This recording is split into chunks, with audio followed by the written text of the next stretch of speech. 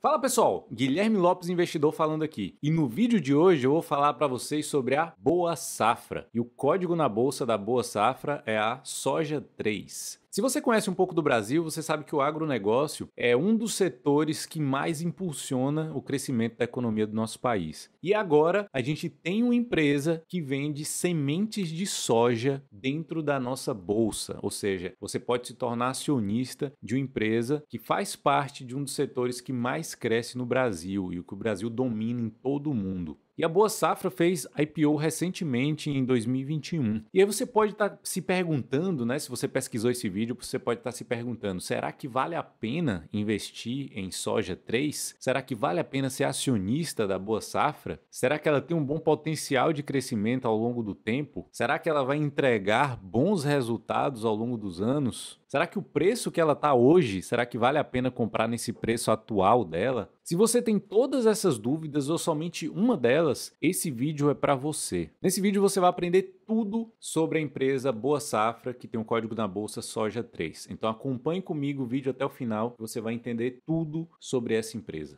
A primeira coisa que a gente precisa entender, se você está pensando em investir, se você está pensando em ser sócio, acionista dessa empresa, a primeira coisa é entender o que essa empresa faz. Para você comprar, para ser acionista, você precisa entender qual é o negócio dessa empresa. E é isso que eu vou explicar para vocês agora. Bom, primeira coisa, a Boa Safra é uma empresa que é referência na produção de sementes de soja no Brasil. Aí você já pode ter uma noção do que é a empresa, né?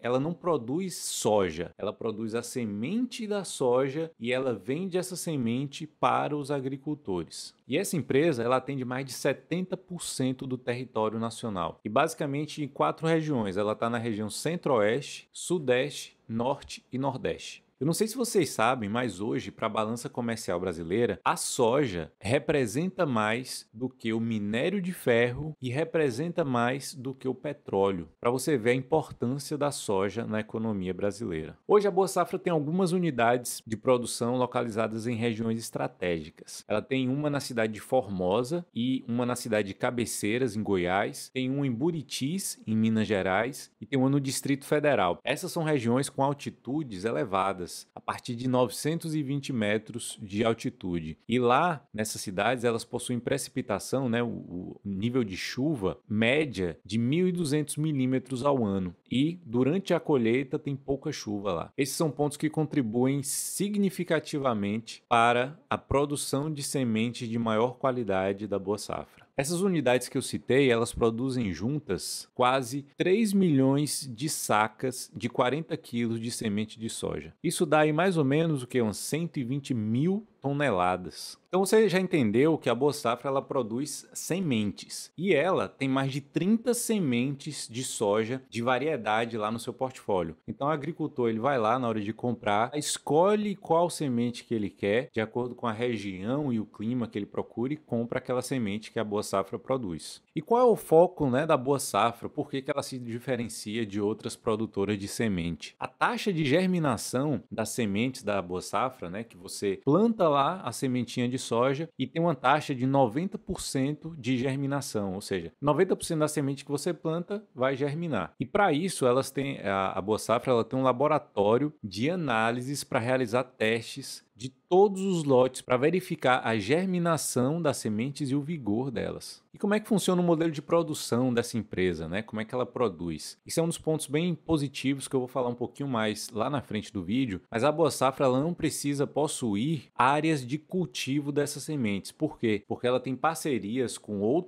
diversos produtores. Então, esses produtores eles pegam as sementes, faz o plantio e a colheita das sementes. Então a Boa Safra, ela não precisa ter essas terras, ela tem esses parceiros produtores que fazem todo esse trabalho para ela. E tem algo muito interessante aqui, ó. Esse setor de insumos para o agronegócio, ele cresceu uma taxa de 8,1% ao ano de 2010 a 2019. Então foi uma taxa de crescimento muito alta. E como é que funciona essa questão da semente da Boa Safra, né? A Boa Safra ela faz parte do início da a cadeia produtiva. Então, para tudo começar ali, a pessoa precisa comprar uma semente, pois a semente vai ser o ponto de partida ali para todo esse processo produtivo. E a escolha da semente correta é o diferencial para alcançar bons resultados no momento dessa colheita. E por que que chama, né? Por que que diz que a boa safra tem uma semente diferenciada? Por que que ela é de melhor qualidade? Por que que escolhem ela? Segundo eles, a semente ela tem alguns cuidados e ela também só passa por algum tipo de tratamento. E esse tratamento com diversos componentes químicos é o que garante essa semente da boa safra ter uma alta taxa de germinação e um bom vigor. Mas também tem uma questão, né? A boa safra ela adquire algumas sementes, chama de semente matriz, de algumas empresas de genética. São elas a Bayer, a BASF, TMG, Nidera e outras empresas aí que a boa safra ela adquire essa semente matriz e essas empresas elas são donas, né, da propriedade intelectual, né, que foi usado para produzir essas sementes. E por isso a boa safra ela paga royalties a essas empresas de toda a receita líquida que ela tem. 26% da receita líquida que a boa safra tem, ela paga em royalties para essas empresas por usar essa propriedade intelectual delas. Como você viu, tem uma variedade enorme de sementes, mas tem basicamente 3 tipos de sementes ali da boa safra. Tem a semente normal, que é sem tratamento, ou seja, essas sementes elas são normais, não recebem nenhum tipo de tratamento, o agricultor vai lá, compra essas sementes e ele próprio, o próprio agricultor, ele pode fazer o tratamento dessas sementes lá na sua própria fazenda. Mas isso vai trazer mais risco para a saúde dele, talvez mais problemas trabalhistas e mesmo assim não tem a mesma qualidade, ele não vai conseguir a mesma qualidade que a boa safra tem. Qual é o segundo tipo de semente da boa safra? É a semente com tratamento Protect, chama TSI de primeira geração. Esse tipo de semente da boa safra já tem uma adição ali de componentes químicos, fungicidas e pesticidas que vão proteger essa semente contra pragas e fungos existentes no solo. Então são sementes de mais qualidade. E o terceiro tipo de semente são as sementes com tratamento completo, chama de TSI de segunda geração. Elas recebem todo o tratamento da de primeira geração e ainda recebem algumas moléculas, 5 moléculas ali dentro, para aumentar ainda mais essa taxa de germinação e vigor dessas sementes. Então após esse passo, a empresa fornece a semente aos produtores. Esses produtores eles vão realizar o cultivo e a multiplicação dessas sementes. E esses produtores têm uma questão de logística interessante. Esses produtores eles estão localizados em um raio médio de 150 quilômetros de distância dessas unidades que eu citei lá acima que a Boa Safra tem. Isso diminui o custo de logística do transporte dessas sementes. E quem é basicamente o cliente da Boa Safra? Quem é o que compra ali essas sementes de fato? O cliente da Boa Safra, o cliente final, é o agricultor. Ele que vai comprar essas sementes para produzir aí, para vender. Então, fazendo um resumão aí para você entender exatamente o que a Boa Safra faz, ela é uma produtora de sementes de boa qualidade, com taxa de germinação alta, acima de 90%, e que tem vários produtores que multiplicam essa semente matriz que ela adquire lá daquelas empresas de genética, e esses produtores multiplicam essas sementes e vendem para os agricultores, que são os clientes finais ali da Boa Safra. Então, basicamente, a Boa Safra ela vende sementes e ela tem um custo muito baixo porque ela não precisa ter terras para plantar essas sementes, porque ela tem produtores que fazem isso para ela e com isso diminui muito o custo dela e permite uma maior escalabilidade. Ela tem um maior poder de escala porque ela tem um baixo custo e ela pode ampliar isso mais, aumentando esse número de produtores aí com o passar do tempo. E quem basicamente são os sócios, né? Quem são os donos da Boa Safra? É o Marino Stefani Colpo, que tinha 50% do capital da empresa, e a Camila Stefani Colpo, que tinha os outros 50%. Eram só 2 donos, e aí eles fizeram a IPO, e após o IPO, eles foram diluídos, né? E cada um ficou com 31,8% da empresa. E aí quem entrou, o terceiro maior acionista, né? Que entrou na empresa foi o fundo de investimento RIX Investimentos, com 9% do capital da empresa. E em quarto lugar ficou a Trust Investimentos em quarto lugar com 6,75% do capital da empresa. E aí sobrou aí uns 20% para o mercado em geral. Aí você deve estar perguntando, mas pô, beleza, vi que ela produz aí semente, vende semente e tal. E será que ela paga bons dividendos? Ó, sinto te informar, se você é aquela pessoa que gosta de dividendos, que quer receber ali um dividendo constante, sinto dizer, mas no estatuto social da empresa fala que eles vão distribuir no mínimo 10% do lucro em dividendos, ou seja, eles não têm a intenção de distribuir muito para os acionistas em forma de dividendos. Por quê? Porque a intenção deles agora, já deixaram muito claro isso para o mercado em geral, que a intenção deles agora é passar por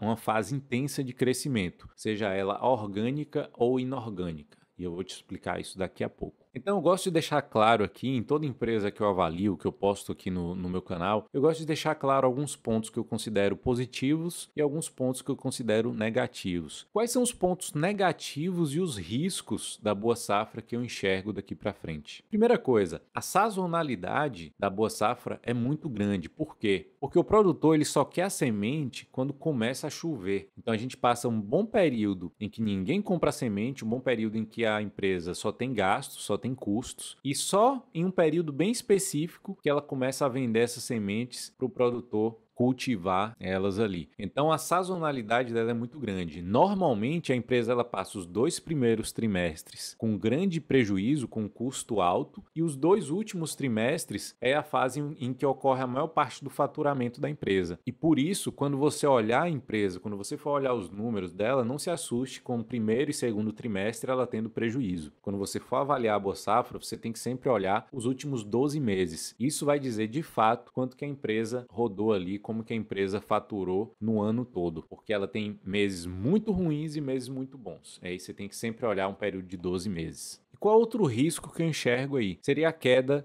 no consumo chinês da soja. Por quê? A China hoje ela é a maior importadora de soja do planeta. Aí imagine se o chinês lá ele para de consumir soja e deixa de importar do Brasil aqui. E aí vai sobrar soja aqui no Brasil, ninguém vai querer comprar e ela vai ficar a preço de banana aqui, né? Se cai a demanda da China, a boa safra também vai deixar de vender e consequentemente seria muito ruim para a boa safra. E além da China, outro risco seria uma queda da demanda global, né? A China é a maior importadora, mas tem vários outros países aí que também consomem muita soja. Se tem uma queda do consumo global, também é um risco ali para a boa safra, né? E os outros dois riscos é a queda no preço da soja, já que a soja é uma commodity. Se cai o preço da soja, consequentemente vai cair ali também o preço dos produtos da semente da boa safra. E como a soja ela é exportada na sua maioria, o dólar também é um ponto a ser avaliado nessa situação. Porque se o dólar sobe, é positivo para a boa safra. Se o dólar cai em relação ao real, é ruim para a boa safra. Mas também eu vejo um ponto muito positivo aí, principalmente nesse IPO que foi agora recente. O ponto positivo é que os donos, né, os acionistas, os sócios, aqueles dois que eu citei, eles não venderam nenhuma ação que eles tinham.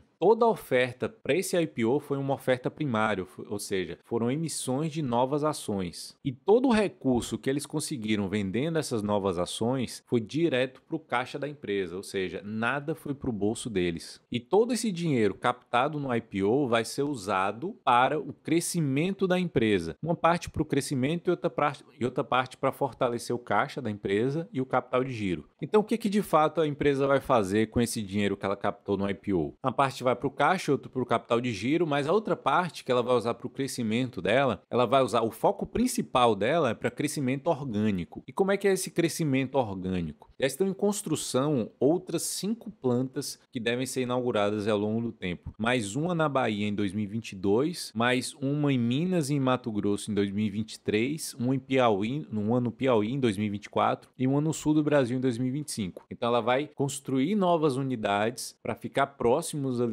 de outros centros de produtores para começar a expandir em outras regiões do país. Isso é o que a gente chama de crescimento orgânico. Mas um outro possível crescimento, né, que a Boa Safra pode fazer, né, pode lançar a mão aí com o dinheiro que ela captou do IPO, são os crescimentos inorgânicos. Como é que é esse tipo de crescimento? São possíveis aquisições e fusões com outras empresas, né, com seus concorrentes. Ela chega lá, pega uma empresa que é um pouco menor do que ela e compra essa empresa com o dinheiro que ela tem lá em caixa, que ela captou no IPO. E aí, fazendo isso, ela comprando outra empresa, ela começa a ganhar mercado e expandir também da mesma forma. E para você investir numa empresa, você tem que pensar numa empresa que tenha uma vantagem competitiva, ou seja, qual a vantagem da Boa Safra com relação a outras empresas ali, outras concorrentes do mesmo setor. A principal vantagem da Boa Safra, a vantagem competitiva dela, é a alta tecnologia das sementes que ela tem. Por quê? Porque as sementes que ela tem, como eu já falei, tem uma taxa de germinação maior do que 90%. E é isso que o produtor rural ele quer. Ele não quer correr o risco de plantar e não ter uma boa germinação ali para ele colher, porque senão ele vai ter muito prejuízo. E uma outra questão também é que as sementes da Boa Safra elas estão se valorizando demais, é que ela tem uma tecnologia ali embutida nela, que é como se fosse uma modificação genética dentro dessa semente, que faz com que ela não precise mais usar agrotóxicos, químicos, etc. Por quê? Porque ela modificou ali a genética da semente, faz com que se essas lagartas comerem essa semente, elas vão morrer. Isso é como se fosse um pesticida natural para essas sementes que já são modificadas. Então a pessoa não precisa usar produtos químicos ali nessa semente, porque ela já tem embutida isso lá dentro da sua genética. Isso faz com que essas sementes elas tenham menos agrotóxico, né? Ou seja, sejam mais saudáveis, digamos assim, e com que o produtor ele gaste menos dinheiro ali com produtos químicos para essa função. E isso faz com que o preço das sementes, né, da Boa Safra, elas se elevem, né? Elas se valorizem. Só para você ter uma noção, lá antigamente, lá em 2006, a semente ela representava 4% do custo da lavoura total. Atualmente, hoje em dia, a semente ela já chega a 18% do custo da lavoura. Ou seja, você vê que o valor dessa semente ela está aumentando ano a ano por conta de todas essas tecnologias que estão sendo embutidas nela ali. E tem um outro detalhe também, a empresa já sabe que esse setor de commodity é muito cíclico. E ela sabe que a variação da soja também pode impactar nos seus resultados. E com isso, ela está buscando sempre aumentar o volume de vendas e não a receita, né? Porque sabe que a receita é muito variável por conta do preço da commodity. Ela busca sempre focar no aumento de volume de vendas. Agora vamos falar dos números da empresa, né? Dos resultados da empresa para ver se realmente vale a pena investir nela ou não. Mas antes de falar dos números da empresa, dos números da Boa Safra, eu vou lhe pedir um grande favor. Se você estiver gostando desse vídeo e eu estiver te ajudando de alguma forma, deixa o seu like e se inscreva aqui no meu canal aqui abaixo. Então deixa o like, se inscreva e se eu te ajudei de alguma forma, você já vai estar me ajudando também fazendo isso, beleza? Dá um like e se inscreve no meu canal. E eu tenho um outro convite para te fazer. Se você quer aprender a analisar, avaliar uma empresa assim como eu estou avaliando agora, entender o que é importante, o que não é importante, como você deve se comportar com seus investimentos e aprender a se tornar um investidor melhor para ganhar mais dinheiro, eu tenho um convite para você conhecer o A Nova Renda. É uma escola de investimentos que eu dou minhas aulas lá com temas específicos e te ensinam sobre determinados temas. Então você vai ter um tema lá e você vai aprender tudo sobre aquele tema naquela aula específica. Então confere lá, vai estar aqui na descrição aqui abaixo, confere lá e assine por R$19,90 por mês e esse preço é por tempo limitado. Daqui a algum tempo a gente vai reajustar esse valor lá para cima. Então aproveita enquanto ainda está nesse preço promocional. Corre lá na descrição e assine a Nova Renda por R$19,90 por mês. Então vamos lá para os números, né, da Boa Safra. Como ela fez a IPO recentemente, agora no início do ano, a gente tem poucos números ainda para a gente analisar, para a gente avaliar. Mas tem algumas coisas que chamam a atenção, eu anotei aqui esses pontos. Primeira coisa, no primeiro trimestre agora de 2021, teve um aumento da capacidade de armazenamento de sementes em 25,6%. Então ela aumentou a capacidade de armazenamento de sementes. Outra questão que chamou a atenção foram as obras para a construção da nova unidade em Jaborandi, na Bahia.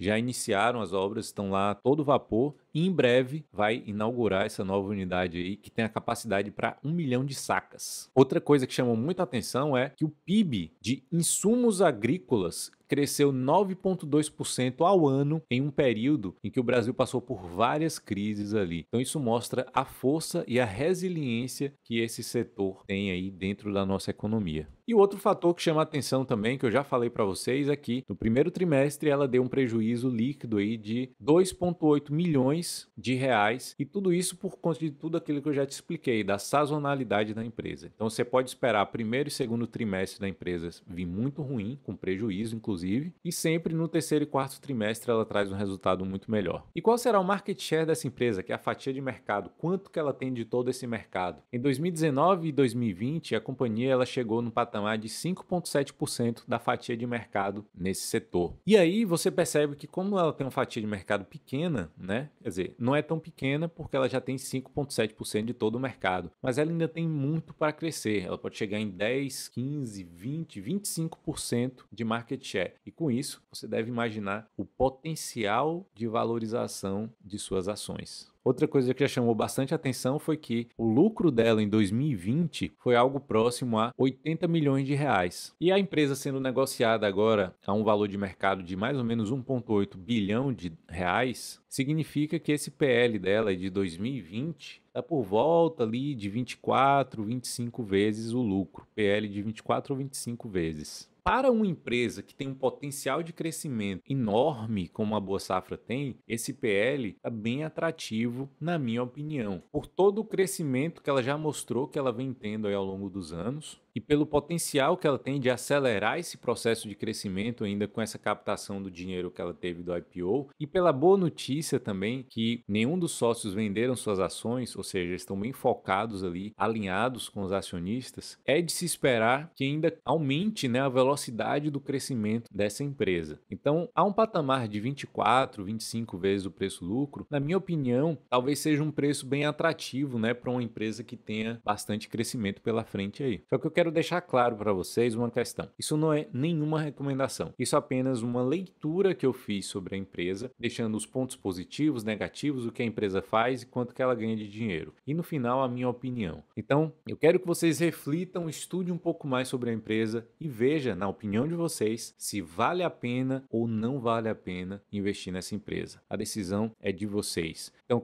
peço para que vocês deixem aqui nos comentários abaixo para ver se você viu o vídeo até o final. Deixa aqui embaixo nos comentários hashtag SojaTech, soja é tudo. Hashtag SojaTech, soja é tudo. Espero que vocês tenham gostado. Um grande abraço e até a próxima.